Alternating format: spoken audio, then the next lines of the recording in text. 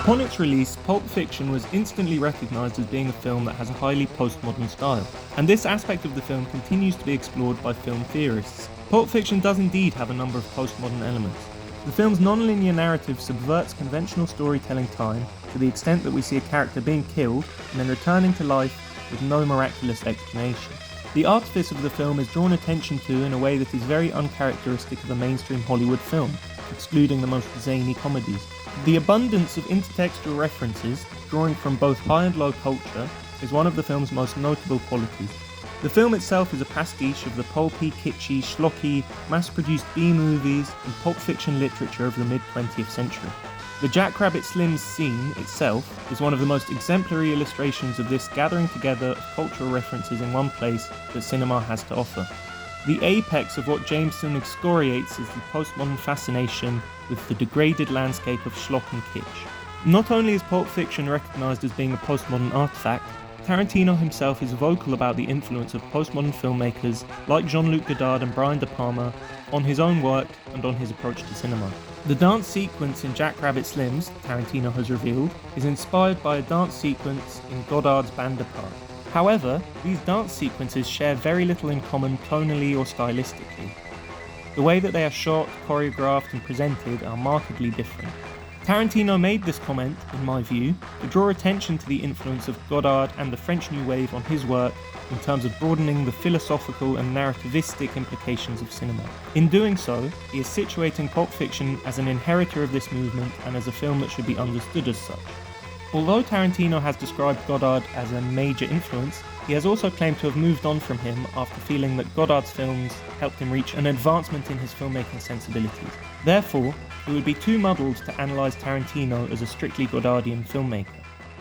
It's as if a couple of movie-mad Frenchmen took a banal American crime novel and wrote down the poetry that they read between the lines. This is a review of Bande d'Apart that clicked with Tarantino, and when he read it, he thought, that's what I want to do. Pauline Kael's comment has been described by Tarantino as the most influential piece of film criticism that he has ever read. Furthermore, Tarantino is also somebody who advances and seeks to popularise the idea that classic films can have underlying covert narratives that are not immediately recognisable.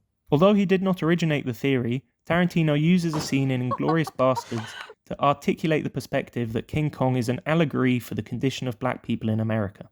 Given that this is the case, Tarantino's work should be revisited through a postmodern lens. The appropriate investigative tools should be used to draw meaning from the subjectivities, ambiguities, and cultural references in his work. Otherwise, we are understanding postmodernism only as an aesthetic style rather than as a philosophical framework underpinning certain texts, and therefore we are failing to engage with these texts fully. It is not enough to simply identify Pulp Fiction as a postmodern film as other theorists have done. Without the proper analysis of the postmodern details, the film becomes misunderstood. Vikram Murthy posits that Pulp Fiction is Jameson's worst nightmare. However, a close reading of the postmodern elements of the film suggests that there is what Pauline Kael might describe as poetry between the lines.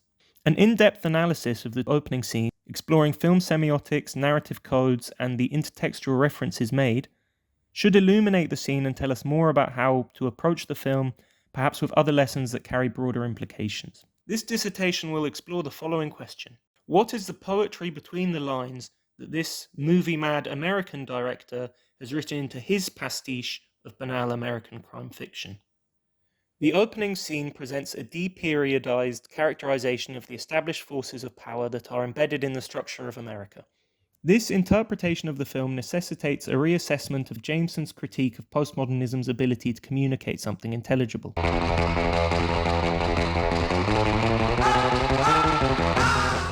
The primary theoretical text that my dissertation relates to is Jameson's essay Postmodernism, the Cultural Logic of Late Capitalism. Many of the postmodern aspects of Pulp Fiction either confirm, contradict, or develop Jameson's appraisal of postmodern cultural production, and the implications on the society defined by it. Jameson's view on postmodernism as a cultural dominant is ambivalent, and he sees postmodernism itself as being a multifarious phenomenon.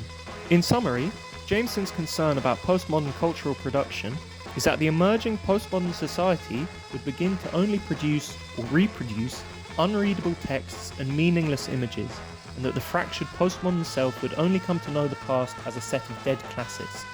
For Jameson, Andy Warhol's diamond dust shoes typified this trend. My research should lead towards the conclusion that the postmodern approach to cinema can produce films that are hermeneutic, but that the ability to extract meaning from a postmodern text can often require novel forms of interpretation and specific modes of investigation and an analytical approach to cinema, and that this should not be seen as a problem. These things are within reach. Jameson recognised what Tarantino would go on to do in some other postmodern works.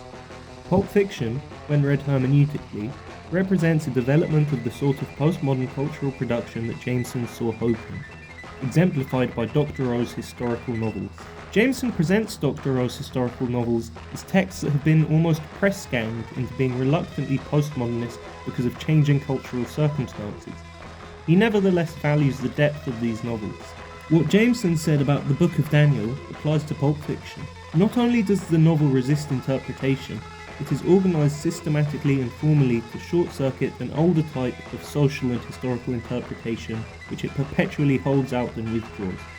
When we remember that the theoretical critique and repudiation of interpretation as such is a fundamental component of post-structuralist theory, it is difficult not to conclude that Dr. O has somehow deliberately built this very tension, this very contradiction into the flow of his sentences. This is what Pulp Fiction does, and this is what Vikram Murthy and others are failing to recognise. However, Jameson problematized the fact that Dr. O's novels could not be fully understood without the prior interception of already acquired knowledge or doxa. There are numerous examples of films that rely on this without audiences rejecting them. We do not actually need Humbert Humbert, as he does in Lolita, to spell out to us the fact that the number 1776 is the date of the Declaration of Independence. The interpretation of Pulp Fiction that I present should demonstrate, firstly, that Pulp Fiction is more like a Dr. O novel and less like an Andy Warhol painting, in the sense that the text itself does provide a hermeneutic gesture within the boundaries of the frame of the text itself. Secondly, that Tarantino goes further than Dr. O in his use of postmodernist techniques to provide a hermeneutic gesture, drawing from even more historical and cultural references, presented with more of this tension that Jameson describes, and more comprehensively than most examples in the medium of film. And thirdly, that the artistic confidence to rely on cultural knowledge can elevate the narrative capacity of postmodern texts beyond what was previously available. Conceptually, much of the framework for reading and analysing Pulp Fiction here in my dissertation will be rooted in the literary theorist Roland Barthes' approach to film semiotics, mythology and narrative. However, for the most part, my analysis of the film does not totally disregard the role of authorship or intentionality, which is his most well-known contribution to literary theory. In my view, Pulp Fiction's narrative is intentional and authorly rather than impressionistic, although this thesis does not rely on Tarantino's clarification. If we investigate the use of cultural coding, intertextuality, metonymy, and syntagmatic connotation in the opening scene of Pulp Fiction, there seems to be two things being announced to the audience that are not perceptible upon a more conventional, modernist analysis of the text. Firstly, this scene informs the viewer that the film itself is deeply saturated in historicism, historical fiction, and that its perspective of American history is unfabled, critical, and contradictory to the nation's founding myths. Secondly, and reinforced by the first point, a number of elements of the mise-en-scène and dialogue indicate that the two characters symbolically represent a kind of Anglo-Yankee tyranny, venality, and materialism that was brought to America from the Old World and that dates back to the Ancient World. In order for these points to be extracted, the scene must be viewed how Jameson characterises an interaction with an exhibition of Namjoon Paik's stacked television screens. All of the screens must be viewed at once. Jameson is of the perspective that this is acquiring an evolutionary mutation that turns museum goers into David Bowie's character in The Man Who Fell to Earth. However, when the various elements of my own interpretation are compartmentalised, analysed, and then reintegrated into a multifaceted whole, the task of viewing all of the screens at once becomes possible at our current evolutionary stage. The scene demonstrates the ability to use cultural coding in a postmodern context with the deliberately built avoidance of interpretation that Jameson identifies in Dr. O's novels, to communicate a substantive hermeneutic gesture. The cultural references, the quirky lines of dialogue, and so on, are not hanging like Jameson's Warholian turnips.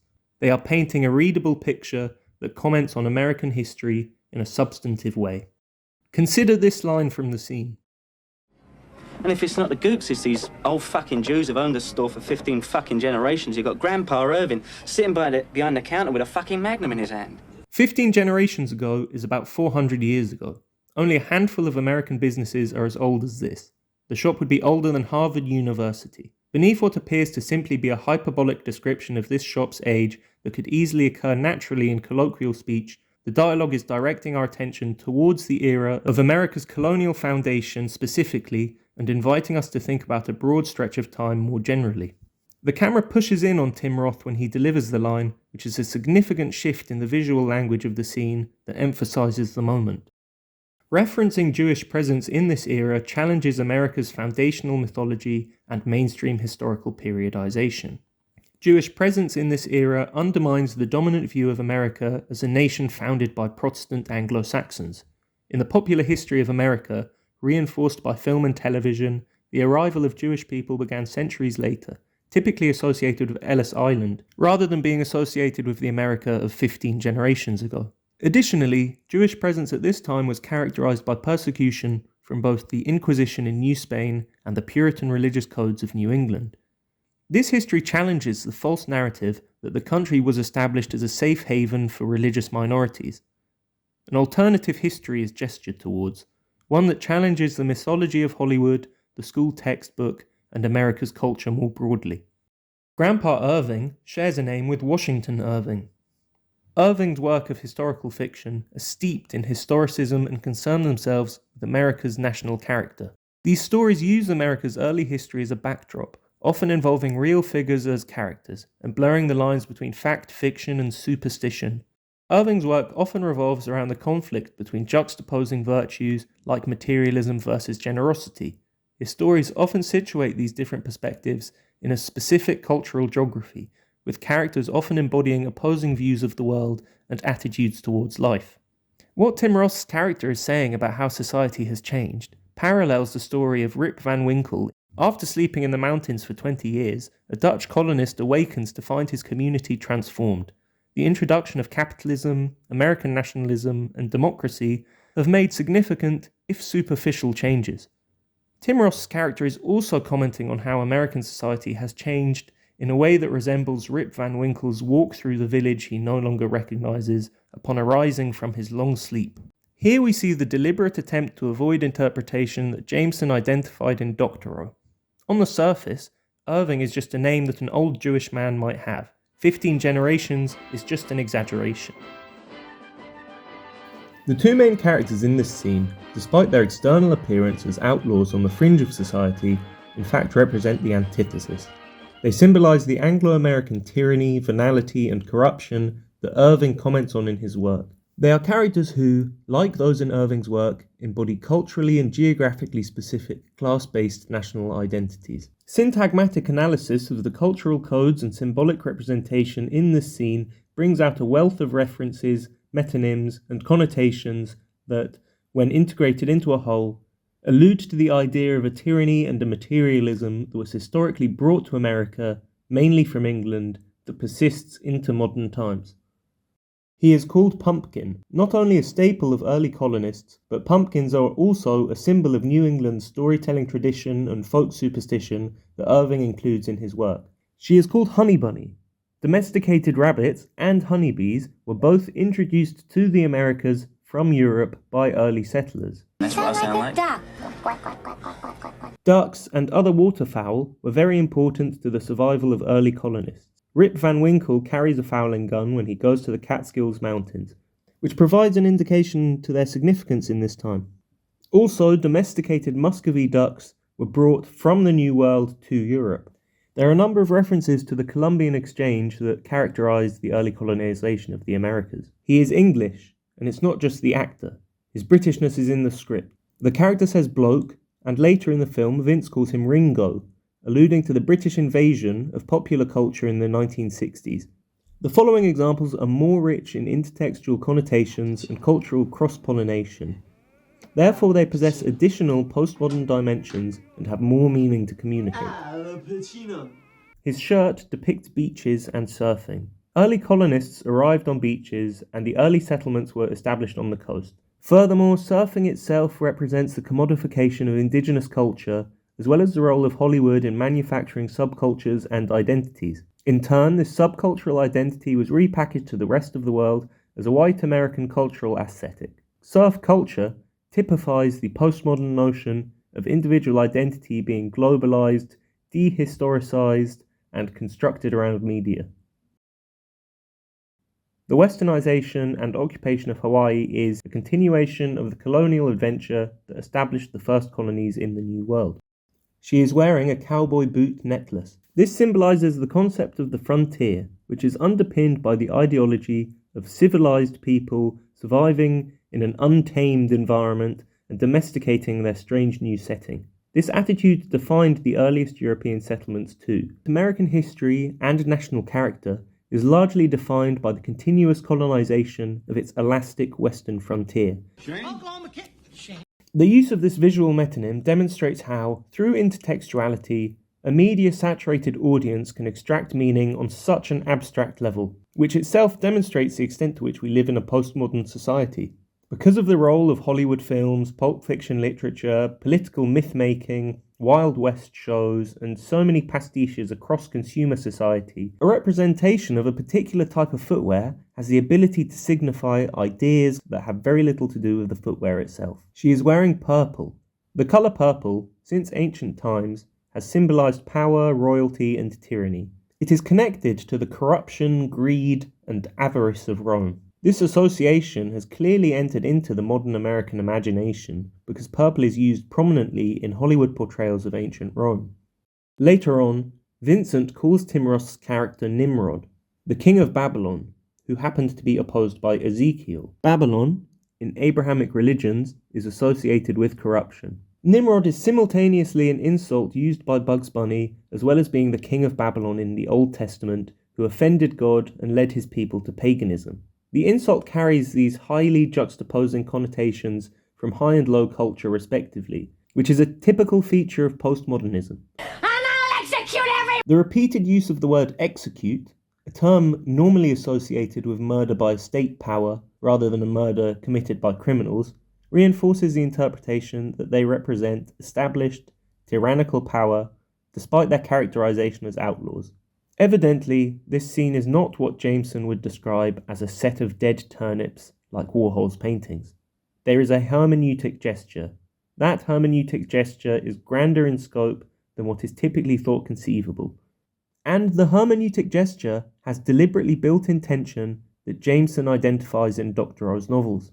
There is a necessary act of decipherment, but the coded signifiers in the scene, when taken as a whole, and without centering the explained intentions of the author, indicate that there is more meaning than Dr. O's historical novels provide, or Andy Warhol's paintings. As Pauline Kael recognized in Band Apart, there is poetry between the lines of this banal American crime fiction. There is an irony in the hermeneutic gesture because the scene disguises and downplays the references so that they appear as hanging turnips. The flatness that characterizes, according to Jameson, all postmodern cultural production is deployed paradoxically and intentionally to add depth. A deep flatness is created. The lack of distanciation, whereby the gap between high and low culture, fiction and reality, past and present, and so on, is closed, creates a landscape in which diverse associations can be drawn together to encode a narrative. The contradiction of the critique of postmodernism, that the film itself is posed as, makes its point by using postmodern elements to convey even more meaning than conventional modes. Therefore, there is an irony within the intentional flattening and the affect of the postmodern era. There is a sophisticated interplay of style and substance. The masterpiece presents itself as hanging turnips. Pulp Fiction poses a counter-argument to James's point that postmodern art seems to be potentially nothing more than depthless, fetishistic, and unreadable in any involved way. The objects in Pulp Fiction are not dead, they are alive with meaning and connotation. The use of intertextuality, quirky dialogue, and pastiche is not fetishistic. It is not happening purely to satisfy some bizarre fixation. Pulp Fiction serves as a reminder that postmodern films need their own framework for understanding the bespoke themes, vernacular, and cultural references that they present. Otherwise, deeply meaningful films risk being perceived as sheer decoration of dubious authenticity, or as pop cultural artifacts, a series of amusing quotes and iconic scenes to be enjoyed ironically and aestheticized, or else as baffling cinematic Pompidou centres, exhibiting 24 Andy Warhol prints per second. Jameson, it must be said, is not a confirmed anti-postmodernist. He was sceptical or suspicious about postmodernism as a cultural dominant and its effect on certain aspects of society. Pulp Fiction, when interpreted in this way, should support a view that postmodernism, when it did become culturally dominant enough to enter mainstream film, was more like Dr. O than Warhol in its most well-conceived expressions. Postmodernism is not only being used stylistically, it is coherently and consistently the film's philosophical underpinning, and this philosophical underpinning produces something superlative. As the opening line of the film suggests, they were attempting to do something risky, and this artistic confidence produces something transcendent. Like Washington Irving, Tarantino has demonstrated that an American can produce something as sophisticated as their European counterparts by combining the aesthetic styles of both continents. Pulp Fiction is what Barthes would categorise as a writerly text, and one that utilises cultural codes and other modes of interpretability on a very sophisticated level of narrativization. Therefore, it must be read hermeneutically. In summary, he believed that pastiche led to a culture of simulacrum, and that led to a modified and commodified past that exists as a vast collection of images that become dusty spectacle. Pulp Fiction challenges this. The images of a vaguely recalled cultural memory are gathered together to create something more meaningful than the sum of its parts, when read using proper analytical framework.